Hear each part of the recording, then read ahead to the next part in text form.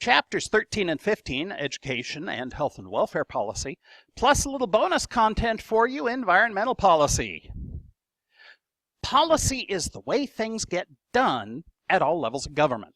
What's the policy going to be? How's the policy going to be implemented? How's the policy going to be funded?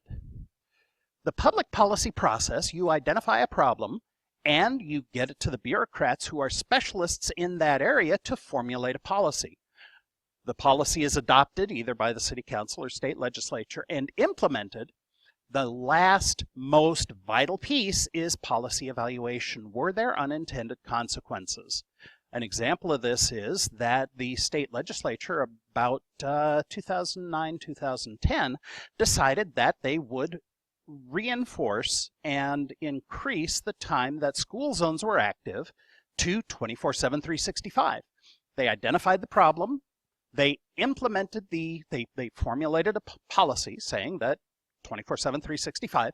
They adopted the policy by passing the law. The governor signed it. They implemented the policy, but then they realized they evaluated the policy, and one of the local state senators said that the policy didn't work well because he was creeping along at 20 miles an hour at 3 a.m. on a Saturday night in July because it was technically a school zone. So the problem was that the school zones, especially during school breaks, did not need to have the 20-mile-an-hour limit. So the policy was reformulated and the law was changed at the next legislative session to say instead of 24/7, 365, school zones would be in effect when students are present or likely to be present. And that counted for Friday night kids at football games. Education policy. Education has always been considered the province of the local government levels. Remember back to the education video, the federalism video at the beginning of the class? Everybody wanted to keep local control of the schools, and everyone was concerned about the national government imposing standards and tests and stuff like that. When you're dealing with schools, you have independent districts where the school board has the autonomy to make policy, raise taxes, and hire teachers. All of the districts in Jackson County are independent districts. And you also have dependent districts, which are subordinate to another body like the city or county elected officials. Detroit school districts and Washington, D.C. school districts, because they were failed districts, they had to be taken over by a municipality.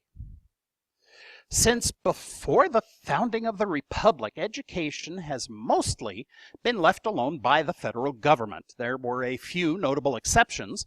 The Northwest Ordinance of 1787 required the settlement of the Northwest Territory. The township method of dividing up land was to be used. The revenue from one of these sections, usually Section 16, would go to fund education. That was going to free public education for boys and girls, which was kind of a radical concept because since the education of girls at the time was seen to be unnecessary. Fast forward about 100 years to the middle of the Civil War, the Morrill Land Act allowed for the sale of federal lands to support public higher education in both states and territories. Under this act, schools that were developed under this program were usually designated agriculture and mechanical colleges, or A&M universities. Starting in the 1950s, the federal government got involved in state-based education in a big way, both through Supreme Court decisions and federal legislation. Linda Brown lived in an integrated neighborhood. When her father took her to register for her first day of school, the principal told him Linda's school was 3 miles away. Brown's father challenged the constitutionality of the Kansas state segregation laws as being a violation of the Equal Protection Clause of the United States Constitution. The outcome was that segregation was banned, and that in the field of public education, the doctrine of separate but equal is inherently unequal. In 1972, Title IX provided for gender funding equity in all programs receiving federal funds. This affected predominantly funding for women's athletics, but also in non-sport gender issues such as sexual assault.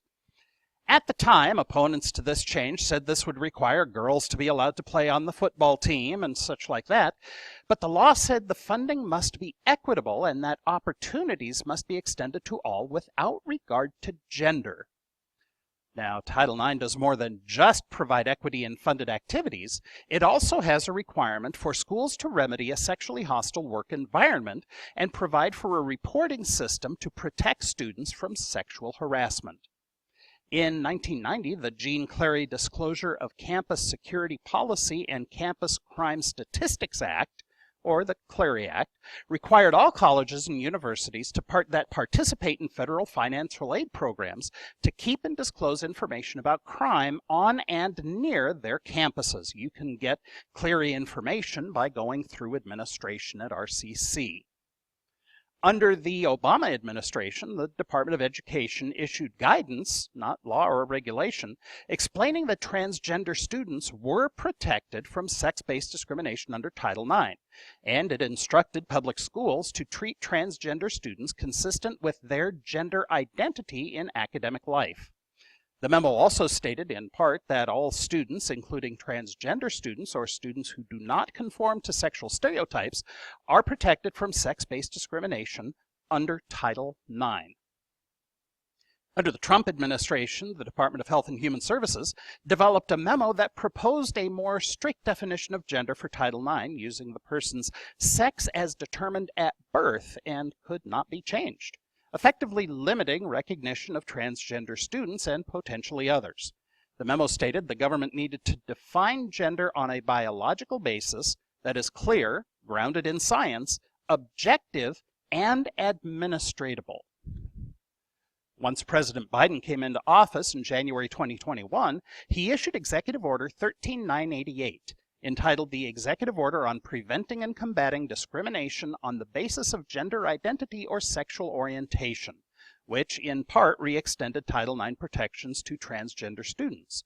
Then, on International Women's Day, which was March 8th of the same year, he issued a new executive order that reiterated the LGBTQ individuals are protected under Title IX and acknowledged the disproportionate rates of sexual harassment and violence suffered by the LGBTQ community.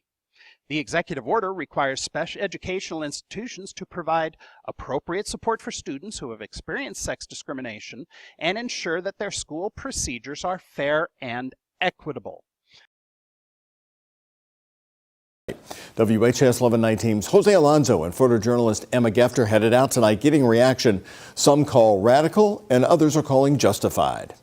As of today, it will henceforth be the official policy of the United States government that there are only two genders, male and female. Organizations like the Fairness Campaign were listening closely as presidential power shifted back to Donald Trump. President Trump, in his first speech, has already taken the opportunity to launch attacks at one of our smallest and most vulnerable communities, our transgender Americans. President Trump immediately started signing orders on Inauguration Day. His executive order says, quote, when administering or enforcing sex-based distinctions, every agency and all federal employees acting in an official capacity on behalf of their agency shall use the term sex and not gender in all applicable federal policies and documents. And our community is resilient and will make it through these 4 years regardless. The Fairness Campaign has been advocating for LGBTQ plus rights for over 25 years, but we also wanted to hear from Republican state lawmakers on this topic as well. Well, I have a 10-year-old constituent who was watching the speech and turned to her mommy and said, Mommy, what are they talking about? There's only boys and girls. John Hodgson represents far eastern Jefferson County as a Republican in the House in Frankfort. The executive order also focuses on defending women from gender ideology. We've got to protect women's sports. We've got to protect women's privacy. We've got to protect them physically. As the order is implemented, there is a sense of hope from both sides. In Louisville, Jose Alonso, WHAS 1119, on your side. Boards. Before 1975, used to be that schools for the handicapped were nothing more than glorified human storage. The Education for All Handicapped Children Act, and subsequently the Individuals with Disabilities Education Act, or the IDEA Act, required schools to provide an appropriate educational opportunity in the least restrictive environment. In 1995, the court decided that student athletes had less of a reasonable expectation of privacy as participants in extracurriculars, and that the schools had a reasonable duty to ensure and enforce drug-free schools. In 2002, the court expanded random drug testing to include all students involved in extracurriculars. So, how do we fix schools? With all the attention being paid to schools, especially the quality of education, there's been concern on how to fix the problem. One way is to address the funding inequity that exists. Local governments pay a great deal for education, but some of the more affluent districts have the ability to pass tax increases for special school programs. Other poor districts don't have the tax base, and they cannot pay for the programs as easily as the rich districts. Within this division, there's been a movement to spread the wealth a little more evenly. Proponents argue the education of all students should be the prime goal and funding should be evenly distributed. North and East Medford are more affluent areas, while South and West Medford are not. Medford as a whole is more affluent than any other district, with Ashland coming in a close second.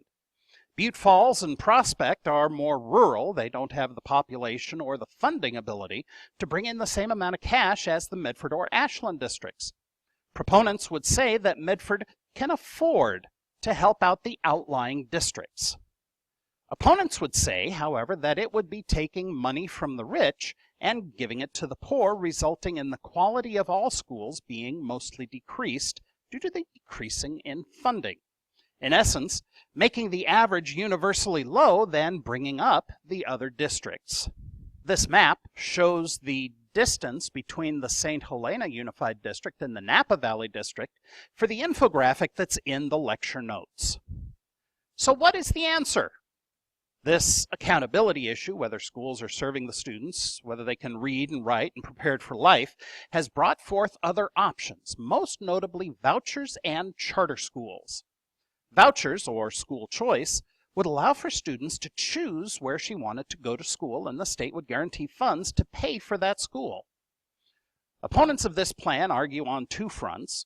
First, the more affluent kids would be able to afford to transport themselves to better schools where the poor kids couldn't, and that the money not being spent at the school would lead to more funding cuts and fewer school services.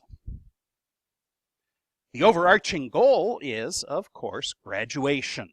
All the hassle for the tassel. Primary and secondary schools exist to create high school graduates, and there are many ways that this is accomplished. The most common way is to meet the requirements for a diploma in the state that you live, but requirements vary from state to state. So should there be a unified standard that all states have to abide by in the issuance of high school diplomas, or does that go against the fundamental concept of federalism? Ask yourself what the people in the video at the beginning of the class would have to say about it. There's also a GED. The General Equivalency Diploma is an alternative method of finishing high school. It's a nationally recognized set of 5 tests designed to assess what students need to know going into their senior year of high school. The GED used to be widely regarded as a joke when it was just 2 math and reading tests, but not anymore. Taking the least restrictive environment concept one step further, there are also charter schools. When the determination's been made that the local government cannot adequately run the school, sometimes a private business comes in and proposes to take over the school, privatization, and run it like a business. Ineffective teachers would be fired, just as ineffective employees are let go, and they would bring in people they want to have in the classroom, whether they're credentialed teachers or not. Often, charter schools are run under the auspices of an established school district.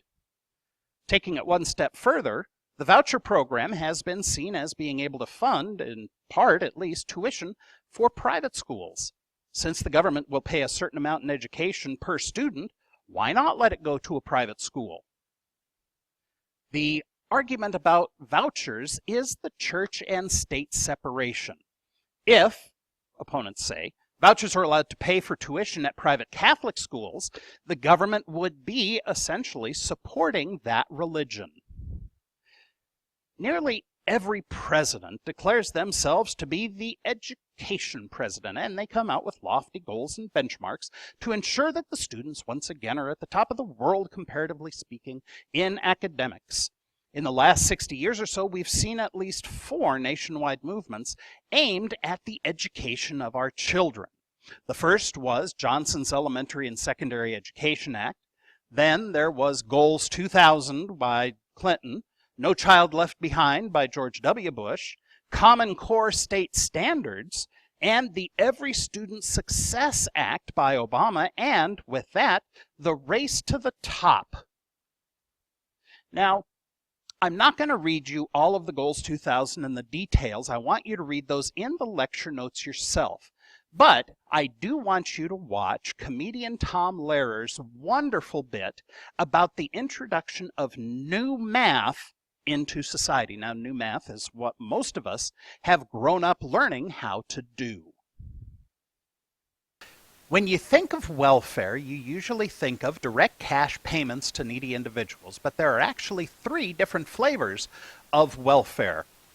One of them is social services, programs that are provided to people with special needs, like job training or retraining, mental health care, and the like. All of those fall under social services. There is social insurance, financial programs designed as a safety net. Unemployment is the largest type of this program. And public assistance, which is what we would most likely call welfare. This is for people who need assistance to meet the daily needs of living. Now, in social services, when we hear the term welfare, we think of the direct cash payment, the welfare check. This is the easiest thing when talking about welfare, as it's the issue that's painted the biggest target on itself for the past 60 years. But there are other social welfare programs that we have to consider. And I understand that welfare is a hot-button topic, to be sure, and people have very strong opinions on ending welfare and reforming welfare, and if it were as easy as a bumper sticker to solve the welfare problem, as well as the underlying causes of the welfare problem, well, it probably would have been done already. It's also easy to point to the welfare queen as the root of all problems, and while it's true that there are some who game the system, that's a very, very small minority. So what we need to figure out is what is the best solution to ending welfare as we know it. Social services, also known as social entitlements, are non-cash assistance programs providing benefits to meet people who meet certain criteria. Your book references Medicaid and Social Security. I would also add job training and mental health care into that mix. Social insurance are programs designed to provide a short-term assistance to people who find themselves in acute dire straits. Unemployment is the largest type of this social insurance. If you find yourself out of work, you can apply and receive temporary assistance. During the pandemic, they added the number of weeks that you could be eligible for unemployment, as well as pinning an additional $600 on top of your regular benefits. Both President Trump and President Biden issued economic impact stimulus payments. In mid-2020, there was $1,200 per person. Near November 2020, there was another $600. And in March 2021, there was another $1,400. As part of President Biden's stimulus package, they also added extra aid, and the whole price tag came to roughly $1.9 trillion. Public assistance. This is what the general public usually talks about when they talk about welfare. Direct cash or cash substitute payments to individuals in the most dire of circumstances. There have been calls from both federal and state politicians to end welfare. And in Wisconsin, Tommy Thompson had a pretty good program that reduced the number of people on the welfare rolls significantly back in the 1990s. What you're going to want to know is the Personal Responsibility and Work Opportunity Act, read the handout on the Section 1115 waivers, and know about the Children's Health Insurance Program. The environment. The feds can only do so much to keep green things green and living things living. And we take our region up here in the Rogue Valley for granted, but the truth is that we are geographically similar to the LA Basin. We could stand to have the same types of smog and pollution that LA has if we don't make sure that we monitor these things, especially during fire season.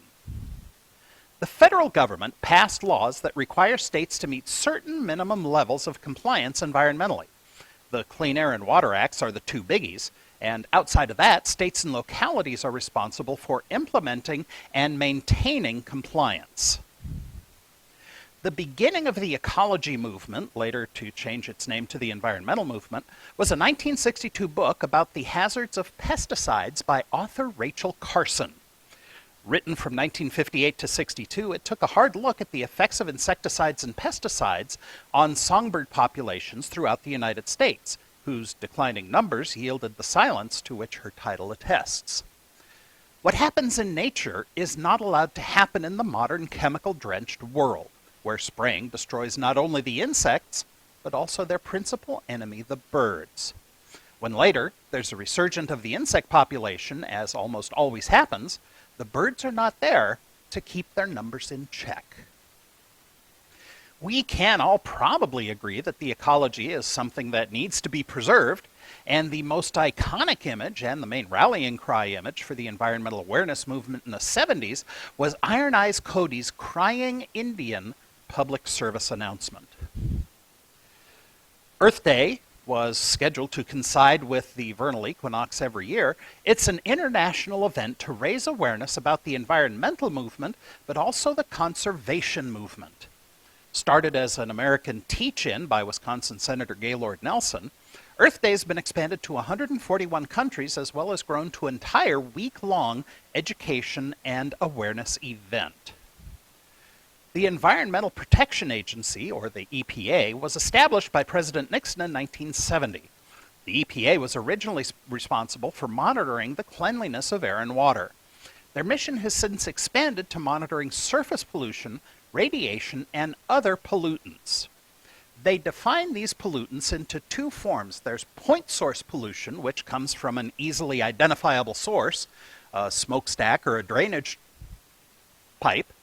And then there are non-point source pollutions. These are secondary sources, such as farmland runoff. As you drive, your car leaks oil and fluid and whatever, and when it rains, that runs off, and all of those runoffs and really unidentifiable sources are what are called non-point source pollution. One of the requirements in Jackson County is the maintaining of wood smoke. There are burn days and no burn days, and there are days when wood stoves can be used. There's also a push to convert to cleaner gas or pellet stoves. There are days when slash piles can be burned and days when it cannot. This is all Jackson County trying to keep the air clean, not only to please the feds, but to keep people healthy. The Oregon Department of Environmental Quality, the DEQ, requires automobiles in or near major population centers to get smog checked. Medford and Ashland do, Eagle Point up to Jacksonville, and all around Portland area need to have smog checks, but the folks out in Sam's Valley or Gold Hill do not. They are able to drive their polluting cars through Medford, pooping out unregulated emissions. If you choose a major you love, you'll never work a day in your life, probably because that field isn't hired. This is everything about PS203. Thanks for being along for the ride.